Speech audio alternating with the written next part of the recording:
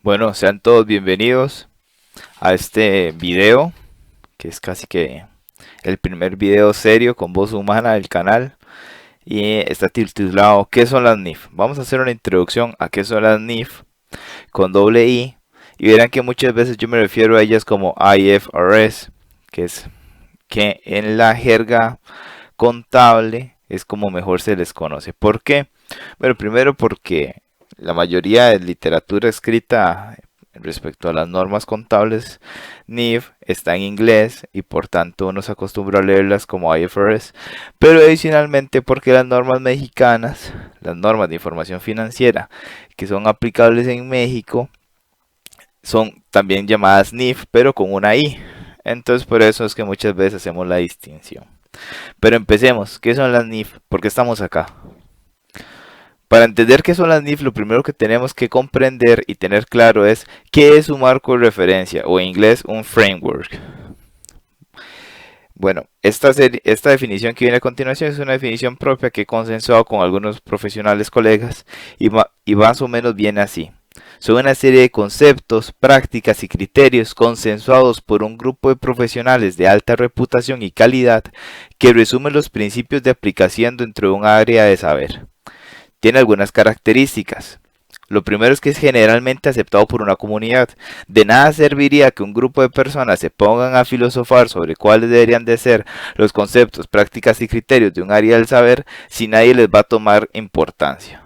¿Ok? Entonces, por eso es que también hablábamos de que estos señores que son los encargados de emitir los frameworks son personales de alta reputación y calidad, porque esa reputación y calidad hace que llegue a ser aceptado por una comunidad. Lo segundo es que por lo general los frameworks o los marcos de referencia no son taxativos, es decir, son perfectibles, pueden mejorar, es lo mejor, son las mejores prácticas según el conocimiento que tenemos hoy y a partir del criterio de estos profesionales de alta reputación y calidad. Una tercera característica es que se encuentra en evolución. Como esto es la mejor práctica a hoy, significa que puede evolucionar. Pueden haber mejores prácticas que a futuro nos den mejores resultados y por tanto es dinámico y cambiante. Es por eso que cuando profundicen el estudio de la NIF observará que pasan dos situaciones. Uno, el IASB y el Comité de Interpretación están constantemente analizando temas y constantemente estudiando consultas y demás. Y lo segundo es que no es tan constante, pero sí sucede que muchas veces tenemos cambios en las normas. Hay algunos cambios pequeños que son adendas o hay cambios ya profundos donde se reestructura una norma y que incluso termina emitiéndose otra norma que sustituye a una previa. Algo importante, los marcos de referencia suelen ser documentos amplios que buscan dar recomendaciones y o normas de aplicación. Existen varios ejemplos de qué son marcos de referencia, al menos en la conceptualización y el línea argumental que estamos teniendo hasta este momento. Y algunos de estos ejemplos son, por ejemplo, los marcos de referencia que emite el COSO. El COSO es una comisión también de profesionales de contaduría y de las ciencias administrativas, que en realidad ellos han emitido dos marcos de referencia. Está el Internal Control, que es el marco de referencia relacionado con el control interno, y está también el Enterprise Risk Management, que tiene que ver mucho con el cómo estructurar una estrategia de negocio para alcanzar los objetivos de una entidad. COSO son dos tipos de COSO, el de control interno y el de estrategia de negocio. Adicional a eso tenemos nuestro amigo COVID, que está relacionado mucho con los temas de control interno y cómo la tecnología soporta a una entidad. Ahí ya podemos hablar ahora sí de marcos de referencia contables, como por ejemplo lo que son las US GAAP, que son los principios contables generalmente aceptados en los Estados Unidos, las NIF, los IFRS, que son los que estamos hablando hoy, el International Financial Reporting Standard. Adicionalmente tenemos las NIF para pymes y finalmente las NIF mexicanas con una sola I. Vamos a ver, conociendo qué son marcos de referencia, teniendo algunos ejemplos para que vayamos conceptualizándolo mejor, lo que sigue es preguntarnos qué es un marco de referencia contable. En algunos documentos, como por ejemplo las NIAs, las normas internacionales de auditoría, se le conocen formalmente como marco de referencia de reporte contable. Y formalmente les conocemos como GAAP o PCGA. Ahora, aquí es importante hacer una pequeña distinción, porque en algunos países pequeños que en la historia anterior no emitíamos nuestras propias normas, entendíamos que los principios contables básicos, aquellos que a veces conocemos como características de la información contable, eran principios generalmente aceptados, y en realidad es incorrecto pensar que aquellos principios básicos, me refiero a materialidad, periodo contable, moneda, concordancia, consistencia, comparabilidad, comprensibilidad, todos esos principios básicos en algunos países les conocíamos como principios contables generalmente aceptados. Bueno, es incorrecto titularles así. ¿Por qué? Bueno, primero porque no hay un canon de definición sobre estos principios y segundo porque no son generalmente aceptados. Recordemos que para que algo sea generalmente aceptado tiene que haber una comunidad que todo lo acepte, que lo acepte como una verdad que se va a aplicar. Bueno, estos principios, al no tener definiciones cánones, pueden tener interpretaciones diversas. Entonces, por eso es que nos referimos a ellos mejor como principios contables básicos o características de la información. Cierro paréntesis. Bueno, les decía que informalmente les conocemos como GAAP o PCGA. Ahora, aquí habíamos dicho previamente, habíamos dicho que las NIF son un ejemplo de marco de referencia. Y si y específicamente ahora podríamos entender que son un ejemplo de marco de referencia contable. Por lo tanto, podemos terminar concluyendo que las NIF son un GAAP. Ahora, nótense también algo curioso, que cuando yo les hablé de las normas contables estadounidenses, les dije que eran las US GAAP. ¿Por qué? Porque GAAP significa marco de referencia contable. Cuando decimos US GAAP simplemente estamos diciendo que es el marco de referencia contable estadounidense. E igualmente antes existía, por ejemplo, el German GAAP, que era el marco de referencia contable alemán. O a veces hablábamos del Chile GAAP, del Colombia GAAP. Simplemente era el marco de referencia contable de Chile, de Colombia, de Argentina, que me parece que todavía siguen utilizando uno propio. Y entonces, indistintamente de cómo los titulen en los países, internacionalmente a los marcos de referencia contable les terminamos conociendo como GAAP. E incluso las NIF, los estadounidenses, algunos se referirán a las NIF como International GAAP. ¿Por qué? Porque es un GAAP, es un marco de referencia contable internacional.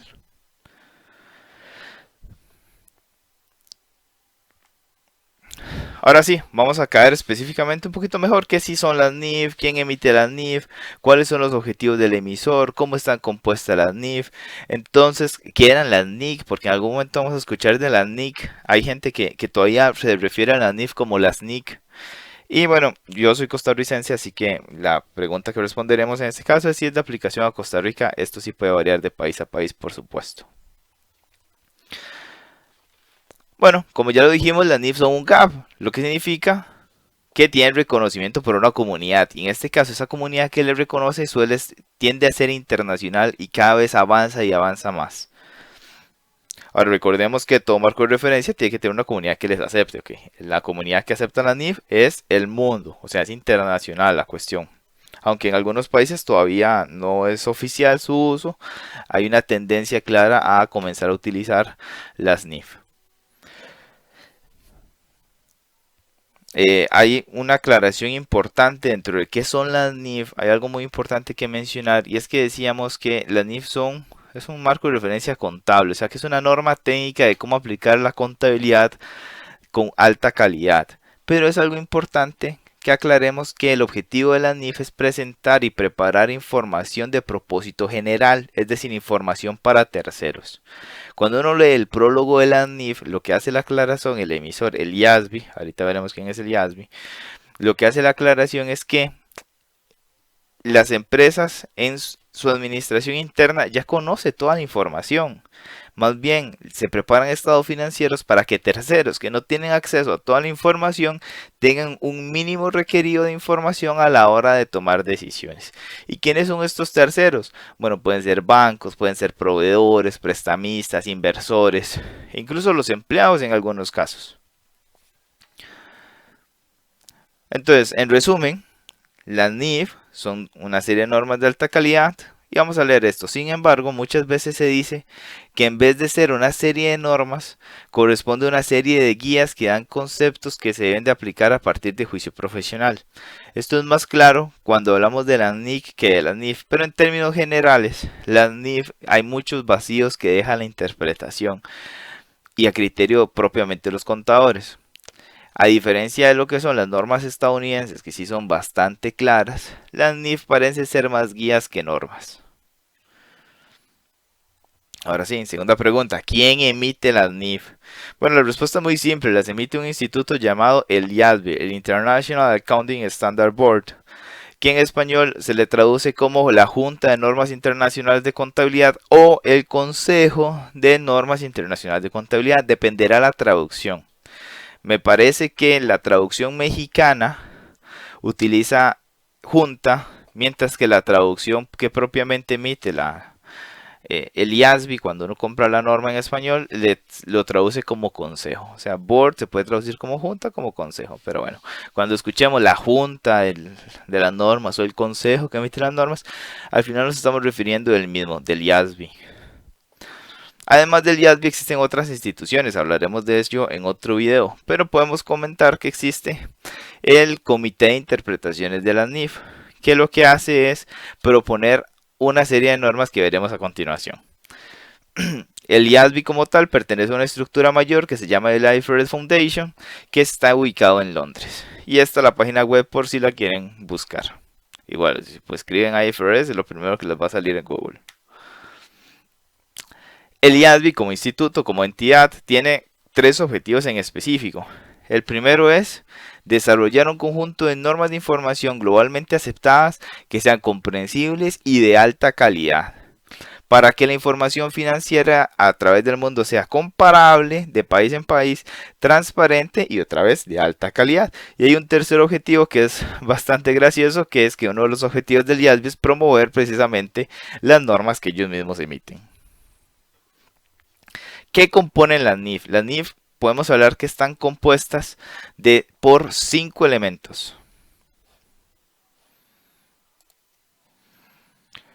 En la NIC 1 anterior, que rigía como hasta el 2004, la norma decía los componentes de las normas son los siguientes. Bueno, hoy ya no lo dice tanto así. Lo que sí dice es que las normas contables están compuestas por lo que son propiamente un conjunto de normas que se llaman las NIF, que hasta ahorita vamos por la número 17, de la 1 hasta la 17. Es imposible aplicar las 17 en conjunto, porque la 17 elimina la 4, así que usted hoy termina aplicando la 4 o se pasa a la 17. Hay otra serie de normas que las conocemos como las NIC, que son las normas internacionales de contabilidad, que son predecesoras a lo que hoy conocemos como NIF. Ahorita les contamos la historia. Actualmente son alrededor de 20 normas emitidas y vigentes. Adicionalmente tenemos las interpretaciones. Les comentaba que hay un comité de interpretaciones, que ese comité de interpretaciones propone normas, que en realidad no son normas, son simples interpretaciones que alcanzan carácter normal una vez que el IASB las aprueba. El CINIF existe a partir del 2001 y es el encargado de hacer las interpretaciones a partir de esa fecha. Anteriormente existían las interpretaciones del SIC, que era otro comité de interpretaciones que existía antes del 2001, y las interpretaciones que emitió y llegaron a carácter de norma se les conoce como la SIC. Adicionalmente hay un quinto elemento, que es el marco conceptual de las NIF, que no es una norma, sino que es un marco de referencia interno de las normas, donde establece los conceptos básicos con los cuales el IASB y el CINIF se guían a la hora de establecer normas e interpretaciones. Y sirve como una especie de constitución o una especie de carta magna de las NIF, porque ahí es donde yacen los principios básicos, las definiciones básicas que asume el IASB como ciertas a la hora de establecer las normas contables.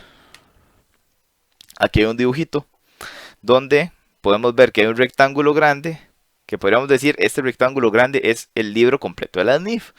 Pero ese libro completo va a tener el marco conceptual de las NIF, que no es una norma, es un marco con los conceptos básicos que atañen a las normas, van a estar las normas que conocemos como NIF, las IFRS, van a estar las normas que conocemos como NIC, que son las IAS, van a estar las interpretaciones del CINIF, que son las que conocemos como las IFRIC, y las interpretaciones del SIC. Ese sí son SIC. Entonces, ¿qué es lo que pasa? ¿Por qué es que hablamos que existían unas NIC que existían previamente? Bueno, la historia básicamente, en resumen, es la siguiente. En 1973 se funda un instituto llamado el IASC, que era el encargado de emitir las normas internacionales de contabilidad, las NIC. Para el 2001, por una historia que contaremos en otro video, a ese instituto se le relegan otras atribuciones, otros objetivos y se crea el IASB. Y el IASB a partir de este momento comienza a emitir las NIF con doble I, las IFRS. Pero ¿qué es lo que hace el IASB? El IASB asume todas las SIC existentes al 2001, adopta también todas las NIC existentes al 2001 y comienza a emitir las NIF. También se crea un nuevo comité, se elimina el SIC y comienza el comité del CINIF que empieza a realizar sus interpretaciones. Entonces por eso es que todavía tenemos NIC, todavía tenemos SIC y la tendencia a futuro, si algún día lo decide así el IASB, será que solo existen NIF y CINIF. Pero mientras tanto vamos a tener las NIC, vamos a tener las interpretaciones del SIC y las nuevas normas, las NIF y las nuevas interpretaciones las del CINIF. En ambos casos siempre existió un marco conceptual.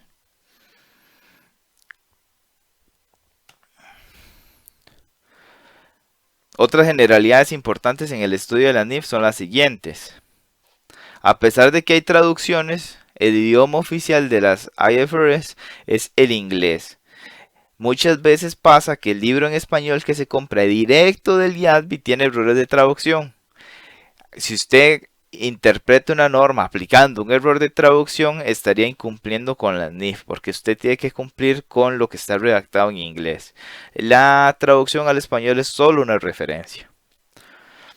Algo importante, en el prólogo propiamente de la NIF, hace una declaración que es que las NIF están diseñadas para entidades de lucro, con ánimos de lucro.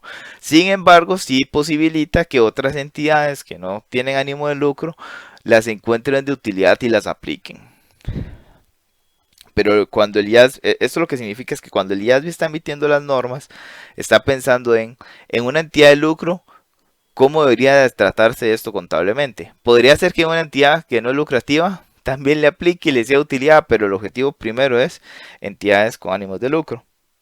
Existen normas que aplican para el sector público, que son las NIC SPO o las IPSAS, que son emitidas por el IPSASB, pero las mismas normas públicas indican que cuando el Estado tiene empresas públicas que tienen recursos sustancialmente propios que generan ellos mismos, imagínense un monopolio de electricidad, un monopolio de telecomunicaciones o tantos monopolios que nos gustan en América Latina que tenga el Estado, bueno, si esas entidades son capaces de generarse ingresos por sí mismas, deberían aplicar las NIF, no las NIC SP.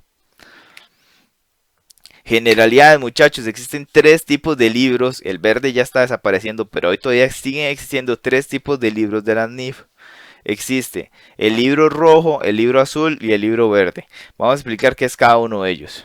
Cuando hablamos del libro azul, estamos hablando de que esta es la norma vigente que tiene que aplicar una entidad cuyo periodo anual comience posterior del 1 de enero del año que sea el libro. En este caso el ejemplo es del 2017. Y esas son las normas vigentes. Ahora sí, estas normas no tienen ningún tipo de adopción temprana. ¿A qué me refiero? Cuando estudien las normas verán que cada vez que el IASB saca una nueva norma, dice, esta norma rige a partir del 2025, pero se tiene adopción temprana a partir del 2020. En ese caso, usted podría estar en el 2021 y podría estar aplicando esa norma, pero esa norma, aunque usted la está aplicando, porque es una posibilidad, no es la norma vigente. El libro azul no va a incluir esa norma. El libro que sí va a incluir esa norma es el libro rojo, que es el libro asumiendo que usted hace todas las adopciones tempranas posibles. Insisto, en el caso hay una norma que se emite con vigencia a partir del 2025, pero se permite su adopción temprana a partir del 2020. Bueno, a partir del libro del 2020, si ya estaba emitida esa norma, ese libro ya va a tener eliminada la norma que se está modificando e incluida la nueva norma. Y finalmente está el libro verde, que es el libro que siempre fue de gran ayuda, pero con poca difusión, y que actualmente más bien es el libro al que se está fusionando con los libros azul y rojo. El libro verde lo que nos presentaba era una versión del libro rojo, pero con anotaciones. Podríamos decir era la norma concordada. ¿Por qué? Porque tiene anotaciones e interpretaciones que en algún momento fueron consultas que se le hicieron al CINIF o al mismo IASBI y cuáles fueron las conclusiones que tomó. Finalmente, el tema que solo aplica para Costa Rica, se aplica para Costa Rica. En resumen, sí, hay algunos que no lo aceptan, pero sí, hay varias referencias. Está el Código Tributario, está el Reglamento del Impuesto sobre la Renta, hay una declaración derogada, la 5201, que fue sustituida por la 29 del 2018. El Colegio de Contadores Públicos las comenzó a adoptar parcialmente desde el 99 para terminar con una adopción completa a partir del 2001. Constantemente se están haciendo actualizaciones y reafirmaciones de la adopción. Actualmente en Costa Rica también se permite el uso de las NIF para pymes. Así que en conclusión, sí es la norma que rige para Costa Rica, aunque en Costa Rica particularmente no existe la obligación de emitir estados financieros. Entonces, en la medida que usted no emite estados financieros, usted puede tener su contabilidad conforme a NIF, pero no está aplicando NIF, porque NIF no solo es cómo se contabiliza, también hay una serie de interpretaciones y mediciones adicionales, extra libros, que incluye un estado de información financiera. Así que, por tanto, debería aplicarse por lo menos para hacer sus registros contables. Si alguien le pide a usted un estado financiero, debería ir bajo NIF o NIF para pymes.